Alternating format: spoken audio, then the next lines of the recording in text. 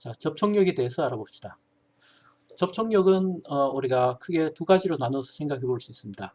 먼저 접촉하고 있는 두 물체가 서로 다른 물체의 접촉면을 뚫고 지나가는 것을 방지하는 그래서 접촉면의 수직 힘, 그래서 수직항력이라고 불리는 힘이 있고요. 그 다음에 면에 수직한 힘이 있으면 면과 평행하게 작용하는 힘도 있겠죠. 그것은 대체적으로 마찰력입니다. 그래서 우리가 수직항력과 마찰력 두 개로 나눠서 한번 살펴보도록 하겠습니다. 자, 수직항력은 먼저 그림의 경우를 보시면은 A의 경우는 간단한 경우죠.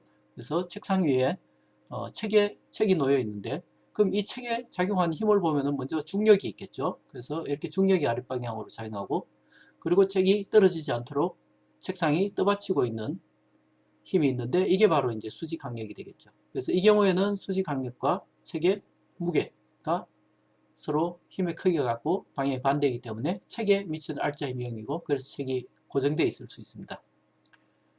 자, 그러면 그 다음 B 경우를 보시면 경사면에 이렇게 있을 때 경사면에 마찰은 없다고 칩시다. 아직 마찰을 배우지 않았으니까요.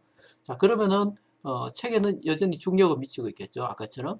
그 다음에 면에서 책에 미치고 있는 수직항력은 지금 말 그대로 수직하게 미치고 있기 때문에 그림처럼 이러한 수직항력이 미치고 있습니다. 그러면은 이 책은 책상 면을 뚫고 지나갈 수는 없으니까 어떤 방향으로 움직이겠어요? 책상 면을 따라서 이렇게 아랫방향으로 이렇게 미끄러지겠죠. 마찰이 없을 경우에. 그러면은 지금 알짜힘이 아랫방향으로 면을 따라서 이렇게 작용한다는 겁니다. 그래서 사실 중력을 우리가 이 면을 따라서 가는 성분과 면의 수직한 성분으로 이렇게 나누어서 생각해 볼 수 있고, 만약에 이 면이 세타만큼 기울어져 있다면은 이것도 각이 세타이기 때문에, 그래서 면에 나란한 힘은 W 사인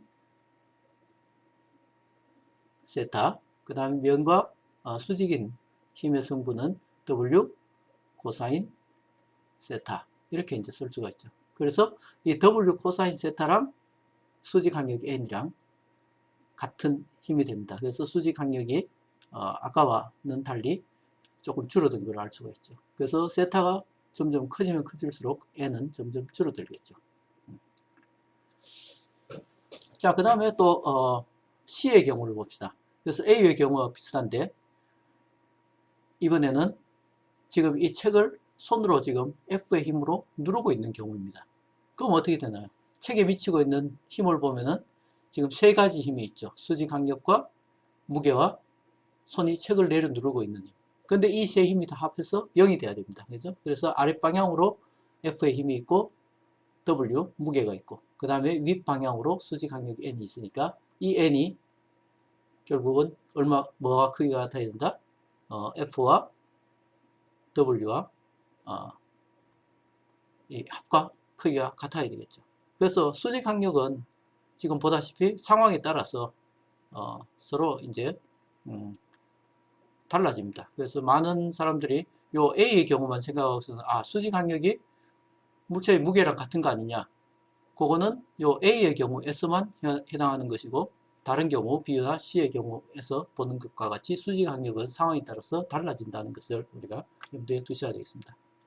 자, 이걸 미시적으로 조금 더 살펴보면은, 지금 여기 우리가 물체를 분자들로 이루어진 것들로, 여기 책에서 원자라고 썼지만 원자 또는 분자, 용수철로, 그래서 분자들이 이제 서로 이렇게 결합을 하고 있기 때문에, 그래서 이 결합 에너지를 갖다가 용수철로 우리가 모형화시켜서 생각할 수가 있는데요.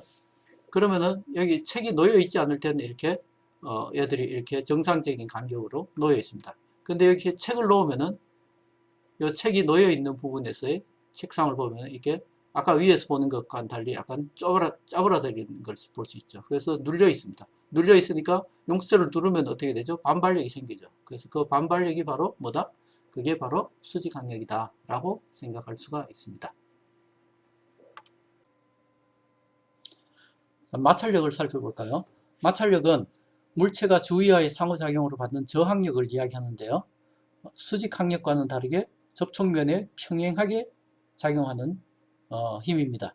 그래서 마찰력에는 보다시피 정지마찰력과 운동마찰력이 있는데요. 자, 여기 이 그림에서 보다시피 정지마찰력을 살펴보시면은 물체가 이렇게 바닥면에 이렇게 놓여 있으면은 자, 먼저 물체의 무게, 중력을 받겠죠. 그럼 이 물체를 떠받치기 위해서 바닥면이 작용하는 수직 강력이 있고요.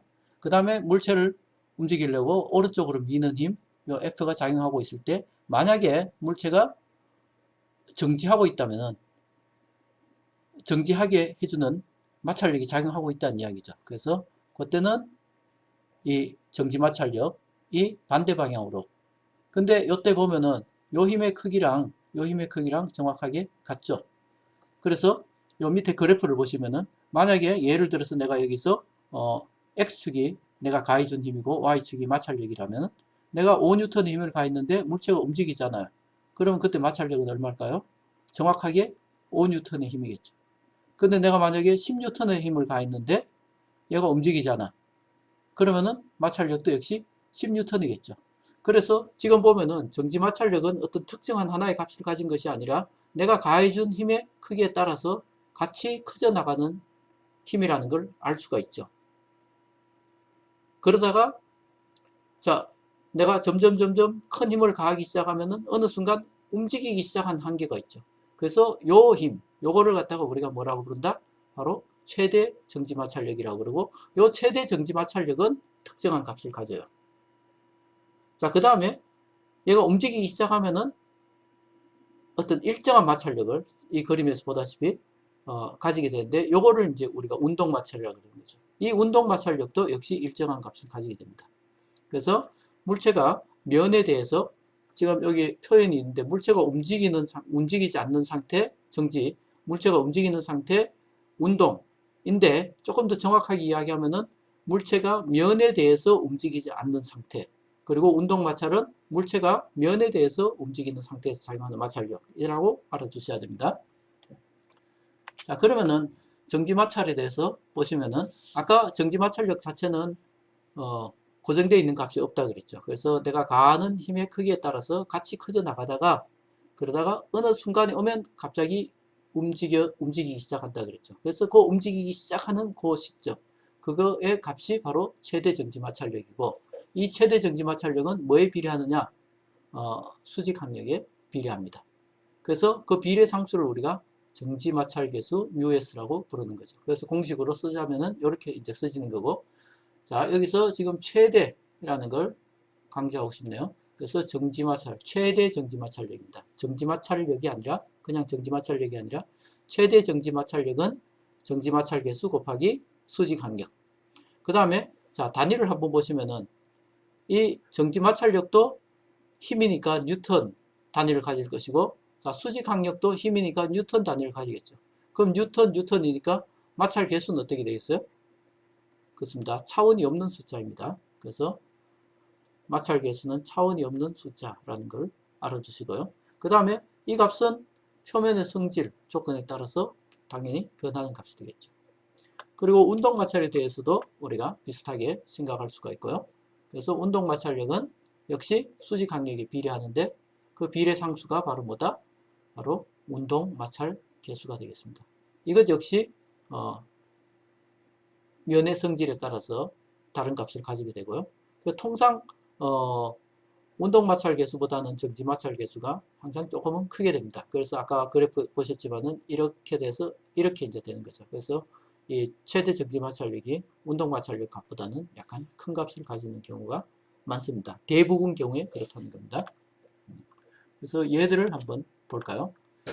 자, 서랍장을 밀고 가고 있습니다. 그래서 서랍장의 무게가 얼마예요? 750N인데 이 서랍장을 마루 위에서 일정한 속도로 밀고 있다고 되어 있죠.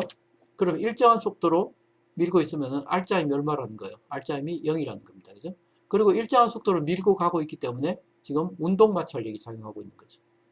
그래서 450N의 힘으로 일정하게 밀어야 하는데, 그러면은 이때 마루가 서랍장이 작용하는 접촉력을 구하라고 했습니다. 그래서 지금 접촉력이니까 접촉력에는 뭐가 있죠? 수직 항력과 마찰력이 있죠. 그래서 마찰력과 수직 항력을 다 구해야 되겠죠.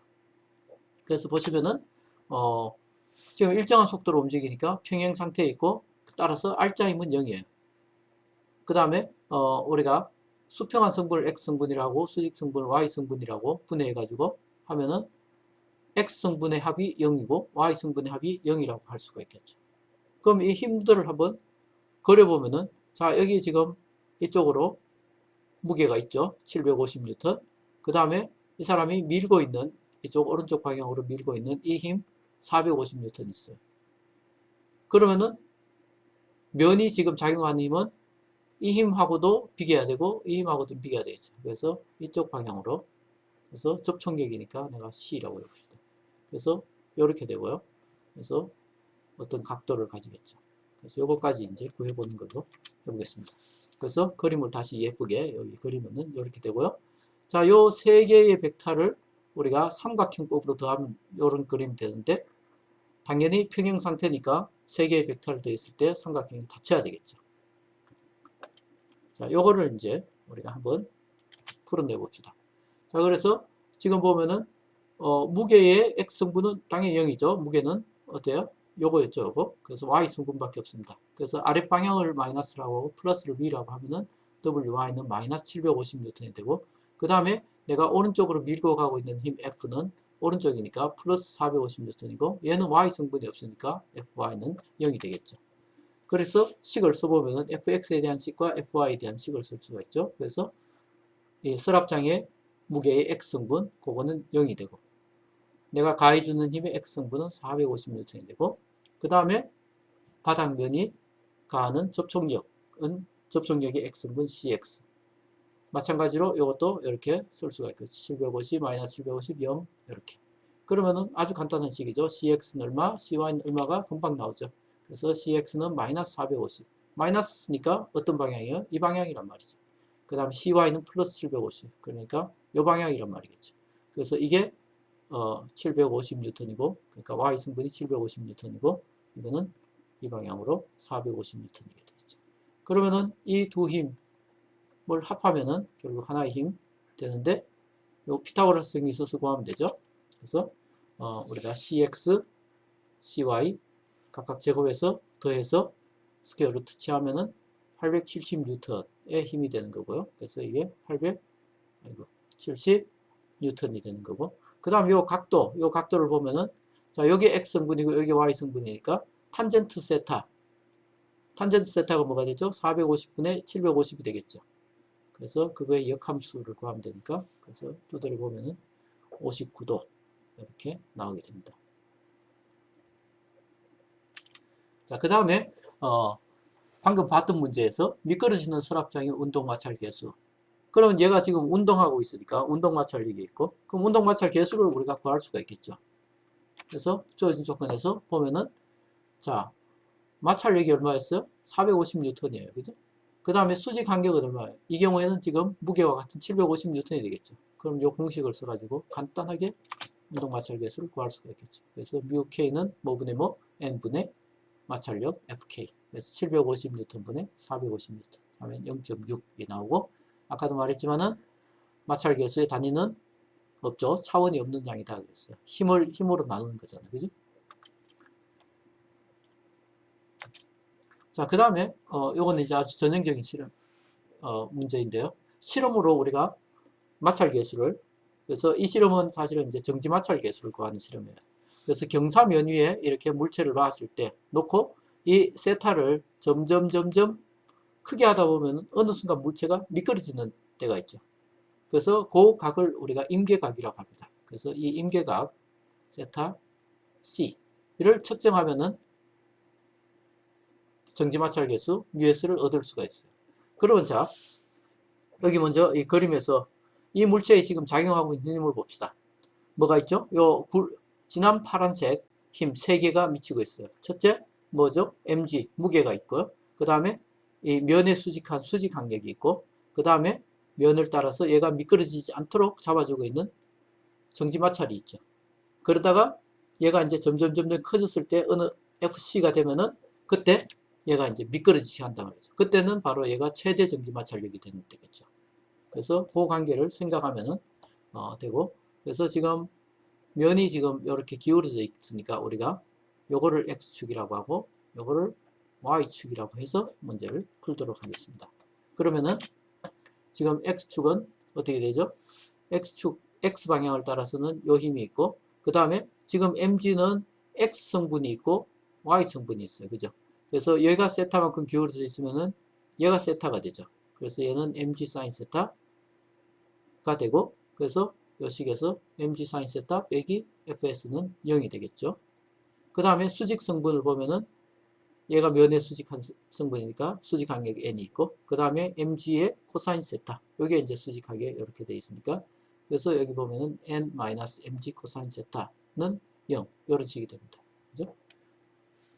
자, 그러면은 지금 우리가 fs에 대해서 풀 수가 있을 거고요. fs는 결국 뭐예요? mg sin 세타, mg sin 세타인데, 여기에서 mg는 어떻게 됩니까? mg는 코사인 세타분의 수직 간격이 n이 되겠죠. 그래서 이걸 그대로 집어넣으면은 코사인 세타분의 n 곱하기 사인 세타인데, 코사인 세타분의 사인 세타가 뭐예요? 바로 탄젠트 세타가 되죠. 자, 그 다음에 이제 세타를 이제 키우다 보면은 얘가 어떤 임계각이 되고, 임계각이 됐을 때 얘는 뭐가 된다? 바로 최대 정지 마찰력이 되죠. 그래서 맥스 값이 된단 말이죠. 그래서 최대 정지 마찰력이니까 최대 정지 마찰력은 뭐랑 같죠? 바로 뮤 n. 그래서 정지 마찰 계수 곱하기 수직 간격. 이 됐을 때 뭐랑 같아진다? 얘가 n 탄젠트 세타가 된다. 그러면은 양변에 n이 있으니까 n을 나눠버리고 나면 뮤 s는 결국 뭐가 된다? 탄젠트 세타 c가 되는 거죠. 그래서 우리가 임계각만 측정할 수 있으면은 임계각을 측정해서 탄젠트 값을 구하면 그게 바로 이 물체와 이 면 사이의 정지마찰 계수가 되는 겁니다. 그래서 이런 식으로 우리가 실험을 통해서 정지마찰 계수를 측정을 할 수가 있습니다.